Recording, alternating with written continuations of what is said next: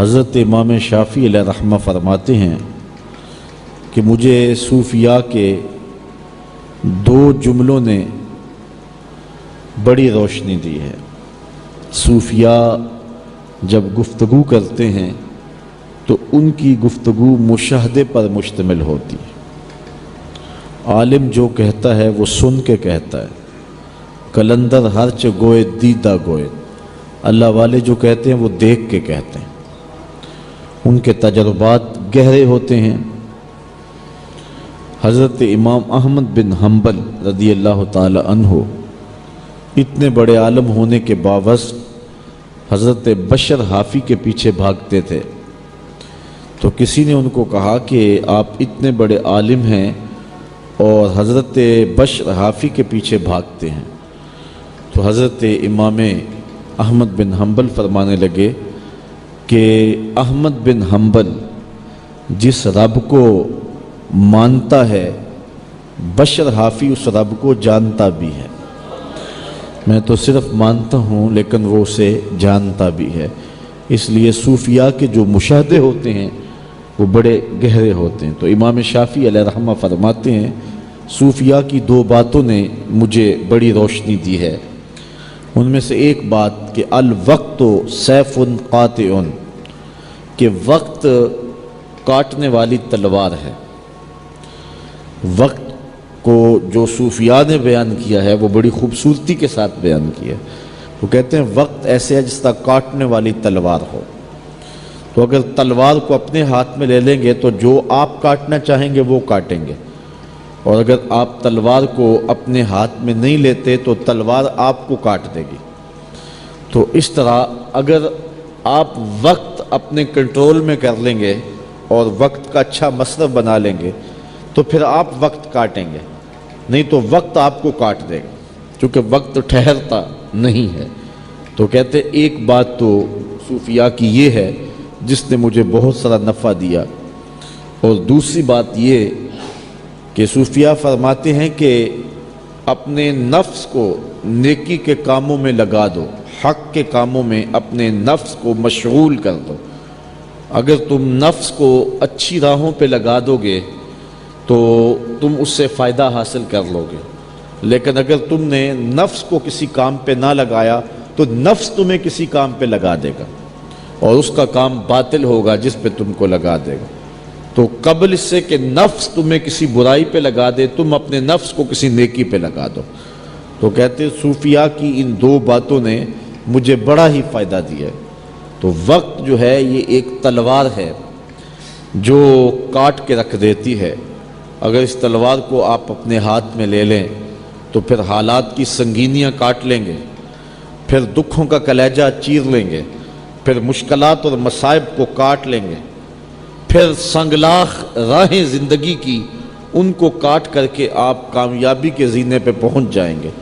لیکن اگر آپ وقت کی تلوار کو نہ پکڑا تو وقت کی تلوار آپ کو کاٹ کے رکھ دے گی۔ تو یہ ایک ایسا جملہ ہے جس نے وقت کی اہمیت پر جو ہے وہ خوبصورتی کے ساتھ تشریح کی ہے۔ یہ بعض لوگوں نے یہ بات مشہور کی ہے کہ احد کے موقع پہ حضور کے دندان ٹوٹ گئے تھے، ایسا نہیں ہوا، لیکن حضور کے دندان کے حلقے سے کونے جو تھے وہ شہید ہوئے تھے، جس سے حضور کے دانتوں کا حسن اور بڑھ گیا تھا۔ یعنی دانت شہید نہیں ہوئے تھے، سارے دانت شہید ہونے کا مفہوم یہ ہے کہ دانتوں کے تھوڑے سے کونے جو ہیں وہ شہید ہوئے تھے، جس کی وجہ سے جو ہے وہ حضور کا حسن اور بڑھ گیا۔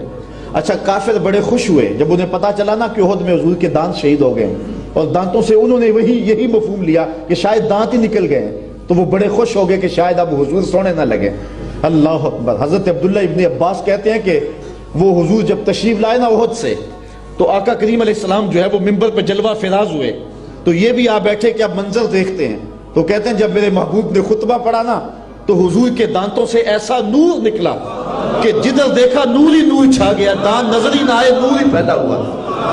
اب سنیے حضرت عبداللہ ابن عباس کی بات، کہتے ہیں کان رسول اللہ صلی اللہ علیہ وسلم افلج الثنیتین اذا تکلم رویا کالنور یخرج من بین ثنایاہ۔ کہتے تھوڑا سا فاصلہ تھا دانتوں کے درمیان، اور جب حضور بات کرتے تھے نور کی کرنیں چھن چھن کے نکلتی، ماحول کے اندر اجالے پھیل گئے۔ امام بوصیری علیہ رحمہ کو کون نہیں جانتا؟ یہ وہ شخص ہیں جنہوں نے ساری زندگی بادشاہوں کے قصیدے لکھے۔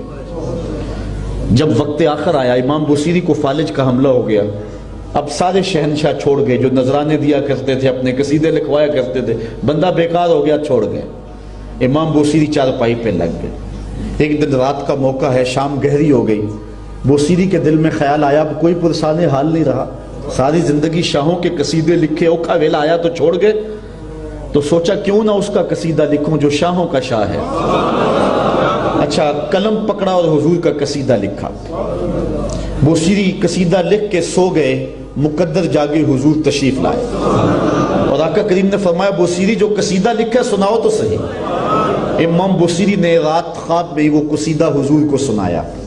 آقا کریم نے دست شفقت امام بوصیری پہ پھیرا، اور پھر حضرت امام بوصیری کو چادر عطا کی۔ قصیدہ بردہ کو قصیدہ بردہ اسی لیے کہتے ہیں کہ اس پر حضور نے چادر عطا کی تھی۔ اقبال بھی کہتا ہے اے بوصیری را ردا بخشندائی، مر بربت سلمہ مرا بخشندائی، اے بوصیری کو چادر دینے والے میری طرف بھی نظر کرم کی۔ اللہ اکبر۔